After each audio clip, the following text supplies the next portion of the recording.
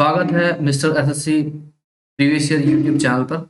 मेरा नाम है पंकज और आज हम करेंगे एसएससी में आए हुए most repeated one word substitution जो कि लगभग हर बार पूछे जाते हैं। इस वीडियो को लास्ट तक पूरा देखें। इस वीडियो को देखकर आपको कुछ ना कुछ फायदा जरूर होगा। अगर आप इस चैनल पर नए हैं तो इस चैनल को सब्सक्राइब जरूर करिए, हमें आपके सपोर्ट की जरूरत है। चलिए बढ़ते हैं क्वेश्चन की ओर। पहला क्वेश्चन पूछा गया है, something capable of being done. ये चार ऑप्शन दिए गए हैं, चारों का मैं आपको मतलब बताऊंगा, उसके बाद आपको आंसर भी बताऊंगा। तो इस क्वेश्चन में पूछा गया कि कोई ऐसी चीज जिसे आप कर सकते हो या कोई ऐसा काम जिसे किया जा सकता हो। तो आइए पहले वर्ड का मतलब जानते हैं। पहले वर्ड का मतलब होगा प्रोबेबल। प्रोबेबल का मतलब होता है संभावना या संभावित। तो ये तो एक इवेंट की संभावना को बताएगा, तो ये वर्ड नहीं होगा आंसर। अगले वर्ड का मतलब होगा टेनेबल। टेनेबल का मतलब होता है कोई चीज लॉजिकल जिसे आप तर्कसंगत ठहरा सकते हैं, तो ये भी इस क्वेश्चन का आंसर नहीं होगा। फिजिबल का मतलब होगा कोई ऐसा काम जिसे किया जा सकता है जो कि करने योग्य है, तो ये इसका आंसर हो जाएगा। आंसर हो जाएगा ये। एक्सप्लिकेबल का मतलब होगा कि किसी चीज की व्याख्या, किसी फैक्ट की, किसी तथ्य की व्याख्या की जा सके, तो उसे बोलते हैं एक्सप्लिकेबल। ये फैक्ट है, तो इसका जो आंसर होगा वो होगा सी, और इसका डी जो आंसर होगा वो ये रॉन्ग हो जाएगा। इसका डी ऑप्शन रॉन्ग हो जाएगा। चलिए बढ़ते हैं नेक्स्ट क्वेश्चन की ओर। बहुत ही आसान क्वेश्चन था, ऐसे क्वेश्चन बार बार पूछे जाते हैं, तो आप इन्हें तैयार बिल्कुल करके जाएं।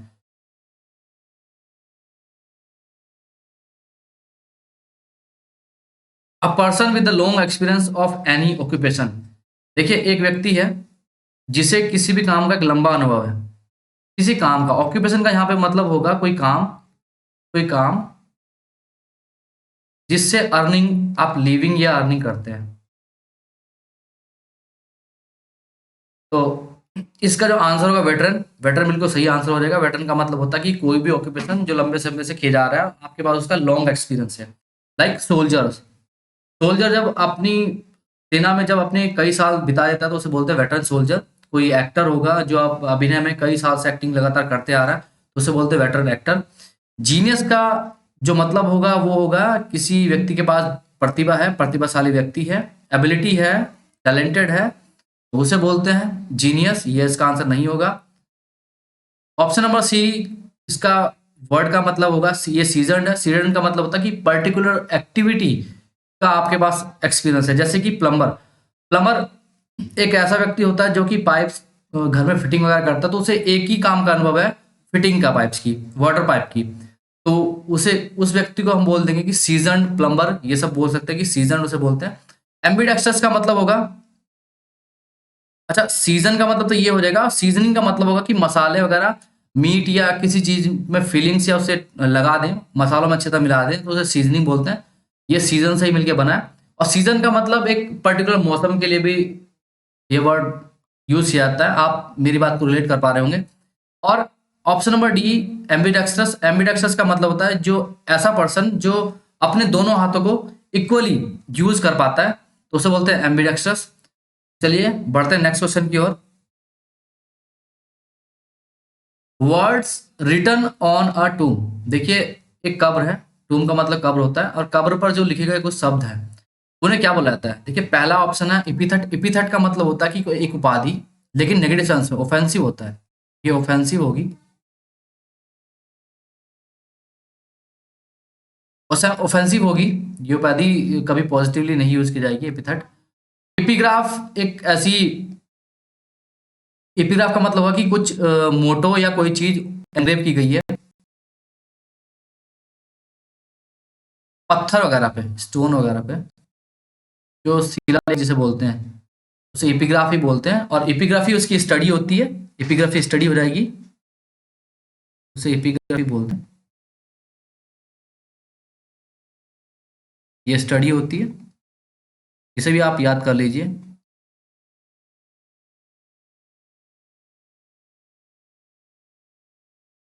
अब सॉलिलोक्वी का मतलब होता है कि अकेले में कोई बातें अपने आप से कहना, खुद से कहना, एक तरह का मोनोलॉग। मोनोलॉग एक थिएटर में डिलीवर किया जाता है स्टेज पर। एक्टर्स जो बैठे होते हैं उनके सामने ये अभिनय किया जाता है। तो मोनोलॉग और सोलोक्वी दोनों क्या हो जाएंगे, सिनोनिम हो जाएंगे। बढ़ते हैं नेक्स्ट नेक्स्ट ऑप्शन की ओर। डी इपिटाफ। इपिटाफ देखिए ये ये दोनों तो आंसर नहीं होंगे, ये भी आंसर नहीं होगा। और इपिटाफ ऐसे शब्द होते हैं जो किसी की कब्र पर लिखे जाते हैं, तो इपिटाफ का मतलब होगा कि word written on a tome. तो आई होप इस क्वेश्चन का आंसर आपको मिल गया होगा। चलिए बढ़ते हैं नेक्स्ट क्वेश्चन की ओर। स्टेल्थली डन, कोई चीज चोरी छुपे से की गई है।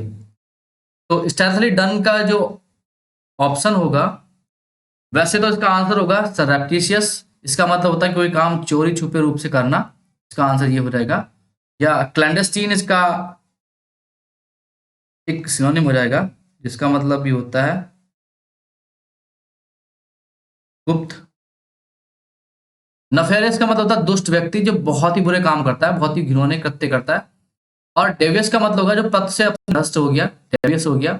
और विलेनस का मतलब भी होगा जो बहुत ज्यादा वाइल्ड, मतलब उल्टे सीधे काम करता है, मवाली टाइप का, गुंडे टाइप का। विलेन से ये वर्ड बना हुआ है, विलेनस। चलिए तो बढ़ते हैं नेक्स्ट क्वेश्चन की ओर। इसका जो आंसर था वो था सररेप्टिशियस, सी। ये सी इसका आंसर है। इस क्वेश्चन में पूछा गया something no longer in use, कोई ऐसी चीज जो अब यूज में नहीं है। देखिए आउटडेटेड कोई चीज हो रखी है, आउटडेटेड का मतलब भी यही होता है। और यहां पर जो आंसर होगा वो होगा ऑब्सोलीट, ये इसका करेक्ट आंसर हो जाएगा। एब्सोल्यूट का मतलब होता है टोटल या होल, ये इसका आंसर नहीं होगा। डेसोलेट का मतलब होता है जहां पर कोई चीज अब बिल्कुल खत्म हो चुकी है, उसका नष्तो नाबूद मिटा दिया जा चुका है, डेसोलेट होगी, उजाड़ हो चुका एकदम। तो ये आंसर नहीं होगा। प्रिमिटिव का मतलब होगा कि ह्यूमन और एनिमल्स का एवोल्यूशन का पुराना टाइम, उसे बोलते हैं प्रिमिटिव। आंसर की शुरुआती पुराने टाइम के, तो ये भी आंसर नहीं होगा। तो इसका जो आंसर होगा होगा सी ऑब्सोलीट। ऑब्सोलीट का मतलब होता है कि कोई चीज अब यूज में बिल्कुल भी नहीं है। चलिए बढ़ते हैं नेक्स्ट क्वेश्चन की ओर। One not concern with right or wrong. देखिए कोई एक व्यक्ति जो बिल्कुल भी कंसर्न, बिल्कुल भी चिंतित नहीं है राइट और रॉन्ग को लेकर, राइट और रॉन्ग को लेकर। तो देखिए मोरल जो होगा, एक ऐसा व्यक्ति होगा जो इन बातों का ध्यान रखेगा क्या सही है क्या गलत है। तो ये तो आंसर नहीं हो सकता। नेक्स्ट जो ऑप्शन है वो है अमोरल। अमोरल ऐसा व्यक्ति होता है जो राइट रॉन्ग से कोई मतलब नहीं है, उसका दूर दूर तक वास्ता नहीं। तो आंसर तो यही हो जाएगा इसका। इमोरल का मतलब होगा कि ऐसा व्यक्ति जो बिल्कुल भी परवाह नहीं करता गलत की, जो मोरली चीजें करेक्ट हैं उनकी परवाह नहीं करता और गलत काम करता है, मोरली बिल्कुल गलत होता है। तो ये तो इसका आंसर नहीं होगा, इमोरल बोलते हैं उसे। जो एक सोसाइटी जिस चीज को अलाउ नहीं करती, जो मोरली अलाउ नहीं है, अगर हम उस काम को करें तो वो इमोरल होगा ऑन द मोरलिटी बेसिस।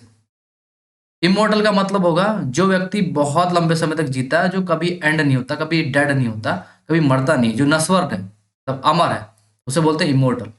तो इसका जो आंसर होगा वो हो जाएगा बी, अमोरल। ये क्वेश्चन बहुत आसान था, ये क्वेश्चन बार बार पूछे जाते हैं, तो आप इन्हें तैयार बिल्कुल कर लीजिए। चलिए बढ़ते हैं नेक्स्ट क्वेश्चन की ओर, सेवंथ क्वेश्चन की ओर। A person who opposes a war or use of military force.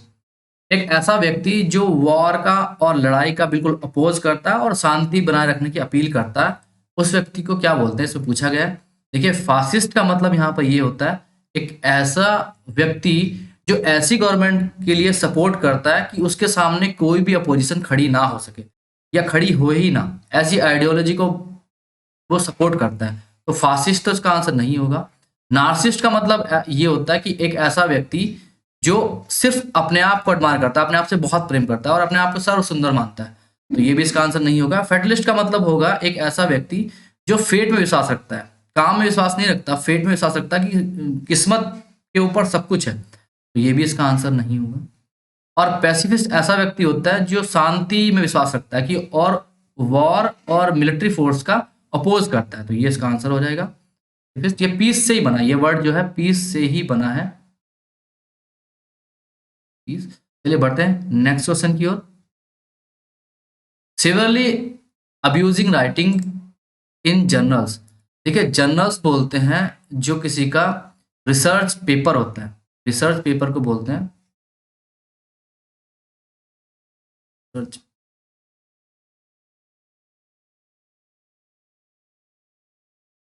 Research paper होता है और इन्हें जर्नल्स बोलते हैं।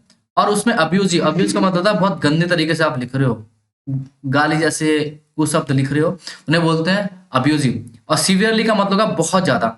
देखिए, इमेजिनरी का जो मतलब होता है वो होता है something which is in mind, किसी के दिमाग में तक वो सीमित है, दिमाग में कल्पना की है। कल्पना को बोलते हैं हम लोग इमेजिनरी, तो इमेजिनरी तो इसका आंसर नहीं होगा। स्पेकुलेटिव का मतलब होगा कि आपने किसी किसी इवेंट की, किसी घटना जो होने वाली है उसका खाली गेस किया कि ऐसा हो भी सकता है, नहीं भी हो सकता है, उसे बोलते हैं स्पेक्युलेटिव। स्पेक्युलेशन आपने किया बेसिकली, तो ये भी इसका आंसर नहीं होगा। सार्कास्टिक का मतलब होता है कि आपने कुछ ऐसा क्रिटिसिज्म किया किसी के ऊपर कि ताकि उसे हर्ट कर दे, तो उसे बोलते हैं सार्कास्टिक। कटु शब्दों में किसी बात को कहना जो उसे हर्ट कर दे, तो ये भी इसका आंसर नहीं होगा। स्कैलस का मतलब होगा ऐसी राइटिंग्स का यूज करना जो अब्यूजिव भी हो और पर्टिकुलरली जर्नल्स के अंदर, तो ये इसका आंसर हो जाएगा, ये इसका आंसर होगा। चलिए बढ़ते हैं नेक्स्ट क्वेश्चन की ओर। कॉल अपॉन गॉड और any other power for help और प्रोटेक्शन। देखिए, भगवान या किसी नेचुरल पावर को इन्वोक करना, कहने का मतलब उन्हें बुलाना खुद की प्रोटेक्शन के लिए या हेल्प के लिए। जैसे हम लोग कई कई बार पेन फील करते हैं या हेल्पलेस फील करते हैं, तब हम लोग भगवान को याद करते हैं। तो कहने का मतलब उस समय पे क्या बोलेंगे, उस समय बोलेंगे इन्वोकेशन। इन्वोकेशन का मतलब यही हो जाएगा कि किसी भी पावरफुल चीज को या गॉड को इन्वोक करना, बुलाना, तो उसे इन्वोकेशन बोलते हैं। इन्वोल्यूशन का मतलब होगा किसी चीज को बहुत ज्यादा कॉम्प्लेक्स कर देना, तो ये तो इसका आंसर नहीं होगा। कॉम्प्लेक्स, ये इसका आंसर नहीं होगा। रिवोकेशन का मतलब होगा किसी लॉ वगैरह को कैंसिल कर देना, खत्म कर देना उसे, तो ये भी नहीं होगा। रिपील भी इसका सिनोनिम होता है, तो ये भी नहीं होगा। इनंडेशन का मतलब होगा बाढ़ जैसी स्थिति हो जाना या बाढ़ आ जाना, ये उसे बोलते हैं इनंडेशन, या डेल्यूज बोलते हैं उसे। डेल्यूज एक और वर्ड है, अच्छा वर्ड है, ये बहुत बार पूछा जाता है, तो ये इसका सिनोनिम हो जाएगा, लेकिन ये भी नहीं होगा। इसका जो आंसर होगा वो होगा फर्स्ट। चलिए बढ़ते हैं नेक्स्ट क्वेश्चन की ओर। देखिए, इस क्वेश्चन में पूछा गया fear of being enclosed in a small closed space. देखिए, आपको किसी ऐसी छोटी जगह में जो बंद है चारों तरफ से, उसमें बंद कर दिया जाए, उसमें रख दिया जाए और बंद कर दिया जाए, तो ऐसे डर को क्या बोलेंगे। देखिए, जो वर्ड जिनके लास्ट में फबिया लगा होता है उन्हें बोलते हैं डर। एक एबनॉर्मल डर होता है जो किसी रीजन के ऊपर बेस नहीं है, बस एक डर लगता है। तो ऐसे वर्ड एसएससी फॉन्ड ऑफ है आस्किंग, मतलब खूब पूछता है। ये क्वेश्चन बहुत ज़्यादा पूछे जाते हैं, फेवरेट क्वेश्चन होते हैं, तो इनके बारे में मैं आपको जब वीडियो पे नेक्स्ट वीडियो बनाएंगे तब उनके बारे में और अच्छे से बताऊंगा। तो या पर्टिकुलरली एक सेपरेट इसके ऊपर वीडियो लेकर आऊंगा, आप कमेंट में जरूर बताइए। तो बढ़ते हैं इस क्वेश्चन की पहले ऑप्शन पर, एगोराफोबिया। एगोराफोबिया ऐसा स्पेस होता है जहां पर खाली स्पेस है और खाली स्पेस से आपको डर लगता है, मतलब एक खाली मैदान है या कोई खाली जगह है, आपको ऐसे प्लेस से डर लगता है। तो देखिए, ये तो इसका आंसर नहीं होगा, उसमें तो बंद बंद स्पेस की बात की गई है। क्लॉस्ट्रोफोबिया होता है एक बंद स्पेस, और यही इसका आंसर हो जाएगा, एक बंद स्पेस और उससे आपको डर लगता है, तो क्लॉस्ट्रोफोबिया बोलते हैं उसे। आंसर का ये हो जाएगा। जेनोफोबिया बोलते हैं कि जब आपको परदेशियों या विदेशियों से डर लगता है, जो दूसरे देश के हैं, जो आपकी कंट्री के नहीं है, ऐसे लोगों से जब डर लगता है उसे बोलते हैं जेनोफोबिया, तो ये आंसर आपका नहीं होगा। और पैरानॉइड बोलते हैं उसे। देखिए, पैरानॉइड और पैरानॉइड उसे बोलते हैं एक ऐसा व्यक्ति जो बिना किसी रीजन के दूसरे लोगों से डरता है, बिना किसी रीजन के, तो उसे बोलते हैं पैरानॉइड। एक बीमारी होती है, तो इसका जो आंसर होगा वो बी। आई होप आप रिलेट कर पा रहे होंगे। चलिए बढ़ते हैं नेक्स्ट क्वेश्चन की ओर।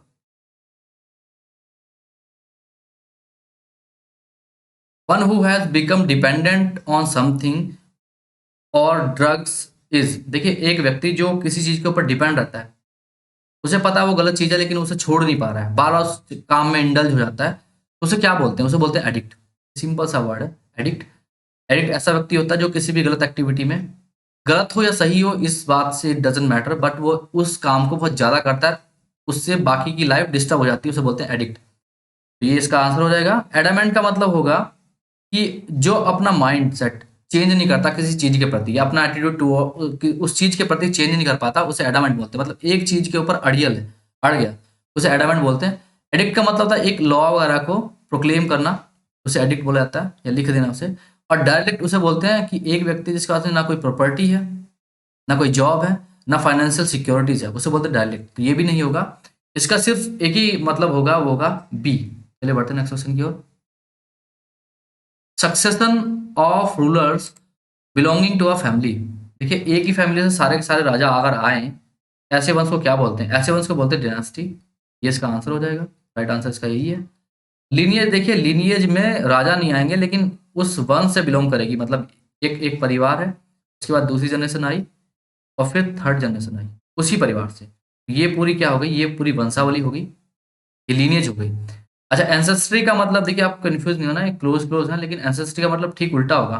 मान लीजिए थर्ड जनरेशन है और उससे पहले आपकी सेकंड जनरेशन थी, आपके पिताजी थे, और पिताजी से पहले पिताजी के भी पिताजी थे, मतलब आपके दादाजी। तो ये आपके क्या हो गए, एंसेस्टर हो गए। ये किसी भी परिवार में हो सकता है, ये आपके एंसेस्टर हो जाएंगे। प्रोजनी का मतलब क्या होता है, प्रोजनी का मतलब होगा कि आप हैं खुद, और आपके जो किड्स होंगे, आपके जो किड्स होंगे, ये जो बच्चे होंगे, चिल्ड्रन होंगे, वो होंगे प्रोजनी आपकी। तो इसका जो आंसर होगा वो होगा डिनास्टी, बाकी जो होंगे उसके आंसर नहीं होंगे। चलिए बढ़ते हैं नेक्स्ट क्वेश्चन की ओर। इस क्वेश्चन में पूछा गया to cut into two pieces, किसी चीज को दो पीसेस में काट देना। तो उस वर्ड को क्या बोलेंगे। पहला मतलब है सीवियर, सीवियर का मतलब होता है बहुत ज्यादा कठिन या कठोर। सीवियर इंजरी, सीवियर ब्लडिंग होगी किसी को, तो ये सीवियर तो उस सेंस में यूज होगा, तो ये तो नहीं होगा इसका आंसर। सेवर का मतलब होता है दो दो भागों में किसी को तोड़ या कट कर देना, तो ये इसका आंसर हो जाएगा। सो का मतलब होता है किसी को बोना, ये भी इसका आंसर नहीं होगा। सीड वगैरह को या किसी थॉट को अपने दिमाग में बोना, थॉट या थिंकिंग के लिए भी यूज किया जाता है ये वर्ड। सिवर का मतलब होगा यहाँ पर, ये वर्ड आंसर तो नहीं होगा, इसका मतलब जो होगा वो होगा कि पाइपलाइन ऐसी जो जिसमें मल इत्यादि जो वेस्टेज है, ह्यूमन फीसिस है, वो बह कर जाती है, या मल का पानी, गंदा पानी, फैक्ट्री का जो पानी होता है उसे वो उस पाइपलाइन के द्वारा बह के जाता है, उसे बोलते हैं सीवर। ये भी इसका आंसर नहीं होगा। तो इसका जो आंसर होगा वो होगा बी। चलिए बढ़ते हैं नेक्स्ट क्वेश्चन की ओर। इस क्वेश्चन में पूछा गया flat metal or porcelain plate fixed on a wall as an ornament or memorial. देखिए, किसी की याद में या किसी ऑर्नामेंट सजावट के लिए एक प्लेट फिक्स की जाए किसी की दीवार पर, ठीक है। वो मेटल की भी हो सकती है और पोर्सलेन हो सकती है, या किसी चौक पत्थर वगैरह की हो सकती है। उसे क्या बोलते हैं। देखिए, टैबलॉइड का जो मतलब होगा, पहला ऑप्शन टैबलॉइड का मतलब होगा कि किसी डाटा को शो करने के लिए एक टेबल बनाना, तो उसे बोलते हैं टैबलॉइड। और पोस्टर जो होते हैं वो किसी चिन्ह या किसी साइन को बताएंगे, और बिजनेस पर्पसेस के लिए यूज किए जाते हैं पोस्टर, ये भी नहीं होगा। या प्रचार के लिए यूज किए जाते हैं, ये भी आंसर नहीं होगा, और ये भी आंसर नहीं होगा। प्लेग इसका आंसर हो जाएगा। प्लेग का मतलब यही होता है जो पूछा गया है। और बोर्ड जो होते हैं उन पर भी एडवर्टाइजमेंट के लिए यूज किए जाते हैं, या किसी पर्टिकुलर स्पेसिफिक एक्टिविटी के लिए यूज किया जाएगा बोर्ड, साइन बोर्ड। तो ये भी इसका आंसर नहीं होगा। बढ़ते हैं नेक्स्ट क्वेश्चन की ओर। An act of deceiving somebody in order to make money, पैसे कमाने के लिए किसी के साथ में धोखा करना, इसे क्या बोला जाता है। इसे बोला जाता है फ्रॉड। फ्रॉड इसका आंसर हो जाएगा। पिक पॉकेट होता है कि जेब काटना, ये इसका आंसर नहीं होगा। रॉबरी का मतलब होता है एकदम से लूटपाट मचाना। लूटपाट का मतलब होता है कि किसी के घर में घुसकर और बल इत्यादि का यूज करना, गन दिखाकर या कोई हथियार दिखाकर उसके घर को उसके सामने ही लूटना, उसे बोलते हैं robbery.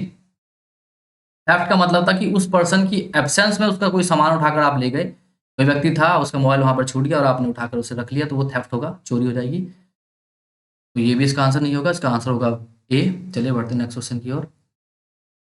A short poem or speech address to the spectators after the conclusion of a drama. देखिए, ड्रामा होगा या कोई शॉर्ट पोयम होगी या स्पीच होगी, और उसके बाद में बताया जाए कि ये है किस बारे में, या उसका कंक्लूजन दिया जाए आपको समझाने के लिए, तो उसे बोलते हैं इपीलॉग। उसे बोला जाता है इपीलॉग। और डायलॉग जो होगा वो दो आदमियों के बीच में, दो आदमी होंगे फर्स्ट एंड सेकंड, उनके बीच में कॉन्वर्सेशन होगा, तीन भी हो सकते हैं। प्रोलॉग जो होगा वो किसी बुक ही या किसी पोयम या किसी ड्रामा या किसी स्पीच के पहले जो होने वाला उसे बताता है, तो उसे बोलते हैं प्रोलॉग। या किताब के पहले भी लिखा होता है, तो उसे प्रोलॉग बोलते हैं। ये भी नहीं होगा इसका आंसर, ये भी नहीं होगा। और मोनोलॉग होता है जब किसी स्टेज पर अकेला व्यक्ति परफॉर्म करे और सिंगली वो बोले, खुद से ही बोले, उसे बोलते हैं मोनोलॉग। तो ये भी इसका आंसर नहीं होगा। क्वेश्चन नंबर 17 में पूछा गया capable of being understood in either two or more possible senses and therefore not definite. देखिए, किसी बात के या किसी वर्ड के दो मतलब हों और वो डेफिनेट ना हो, कौन से वाला होगा, आप कंफ्यूज हो जाएं, तो ऐसे वर्ड को क्या बोलते हैं। ये पढ़ इनके मतलब जानते हैं, फिर लगाते हैं आंसर। एम्फीबियस का मतलब होगा जो लैंड और वाटर दोनों में रह सकता है। और एम्बिगुअस का मतलब होगा किसी भी बात या किसी भी फैक्ट या किसी भी वर्ड के ऐसे 2 पॉसिबल मतलब जब हम समझ ही ना पाए इसका मतलब क्या होगा, तो उस वर्ड या उस स्पीच को बोलते हैं या उस फैक्ट को बोलते हैं एम्बिगुअस। अमोर्फस का मतलब होगा, इसका आंसर तो यही हो जाएगा बी। अमोर्फस का जो मतलब होगा वो होगा जिसकी कोई शेप ना हो, नॉट डेफिनेट शेप। तो ये इसका आंसर नहीं होगा। और ऑप्शन नंबर डी, ये भी इसका आंसर नहीं होगा। कन्फ्यूजिंग, कन्फ्यूजिंग का मतलब तो आप सब जानते हैं, कन्फ्यूज्ड या कन्फ्यूजिंग दोनों ही एडजेक्टिव है। चलिए बढ़ते हैं नेक्स्ट क्वेश्चन की ओर। A person who is unable to use to pay his debt, sorry, अब एक person who is unable to pay his debts, जो अपने की, देखिए इसकी जो प्रोनाउंसिएशन होगा वो डेट्स होगा ना कि डेप्ट्स। जो अपने कर्ज चुकाने के लिए अनेबल है, जो दे ही नहीं सकता, उसके पास पैसे ही नहीं, तो उसे क्या बोलते हैं? देखिए सॉल्वेंट ऐसा व्यक्ति होता है जो अपने कर्ज चुका सकता है, उसके पास में इनफ मनी है, तो ये इसका आंसर नहीं होगा। बैंकर जो है वो एक इंपॉर्टेंट पोजीशन को होल्ड करता है बैंक में या ओन करता है बैंक को, खुद मालिक होता है, उसे बैंकर बोलते हैं। लेंडर उसे बोलते हैं जो पैसे को ब्याज पर देता है, उसे लेंडर बोलते हैं। तो ये भी इसका आंसर नहीं होगा। इंसॉल्वेंट ऐसा व्यक्ति होता है जो अपना कर्ज चुका ही नहीं सकता, तो ये इसका आंसर हो जाएगा। चलिए बढ़ते हैं नेक्स्ट क्वेश्चन की ओर। Average in amount, intensity, quality or degree, कोई चीज ऐसी है जो ना ही बहुत ज्यादा है ना ही बहुत कम है, तो उसे क्या बोलते हैं? उसे बोलते हैं मॉडरेट। मॉडरेट पहला ऑप्शन इसका आंसर हो जाएगा। इमिग्रेंट का मतलब होता है कि इस देश से और दूसरे देश में जब एक व्यक्ति जाए, तो इस देश से जब बाहर निकलेगा तो यहाँ के लोग इसे कहेंगे इमिग्रेंट, और इस देश में जब लैंड करेगा तो इस देश के व्यक्ति इसे कहेंगे इमिग्रेंट। तो देखिए दोनों वर्ड है। इमिग्रेंट का मतलब होता है किसी देश को छोड़कर बाहर जाना, और इमिग्रेंट का मतलब होता है कि उस दूसरे देश में आना। आई होप आप रिलेट कर पा रहे होंगे, आप समझ पा रहे होंगे इस बात को। हॉबल का मतलब होता है कि लड़खड़ाना एक तरह से, इसका मतलब हो जाएगा। तो इसका जो आंसर होगा वो होगा मॉडरेट। बढ़ते हैं नेक्स्ट क्वेश्चन की ओर। ये लास्ट क्वेश्चन है। इस क्वेश्चन में पूछा गया, a person coming to a foreign land to settle there, एक आदमी जो अपना देश छोड़कर दूसरे देश में आता है वहाँ सेटल होने के लिए, और या जॉब करने के लिए या किसी और काम से, तो उसे बोलेंगे इमिग्रेंट, हो जाएगा इमिग्रेंट। और एमिग्रेंट का मतलब मैं आपको पहले बता चुका हूँ, तो ये आंसर उसका नहीं होगा। देखिए उस देश में आ रहा है वो, इसलिए बोलेंगे इसे इमिग्रेंट। और माइग्रेंट जो होते हैं वो पक्षी भी होते हैं और व्यक्ति भी होते हैं जो एक जगह से दूसरी जगह पे जाते हैं। देश, इसमें देश की कोई स्पेसिफिक कंडीशन अप्लाई नहीं होती, बस एक जगह से दूसरी जगह जाते हैं, उसे माइग्रेंट बोलते हैं। और टूरिस्ट जो होते हैं वो प्लेजर के लिए एक जगह से दूसरी जगह घूमने जाते हैं कुछ समय के लिए, उन्हें टूरिस्ट बोलते हैं। तो इसका जो आंसर होगा वो होगा फर्स्ट ए। तो इसी के साथ ही ये वीडियो समाप्त होती है, और देखने के लिए बहुत बहुत धन्यवाद। अगर आपको हमारा एफर्ट अच्छा लगता है, हमारी मेहनत से आपको कुछ सीखने को मिलता है, तो इस चैनल को सब्सक्राइब जरूर करें। बहुत बहुत धन्यवाद।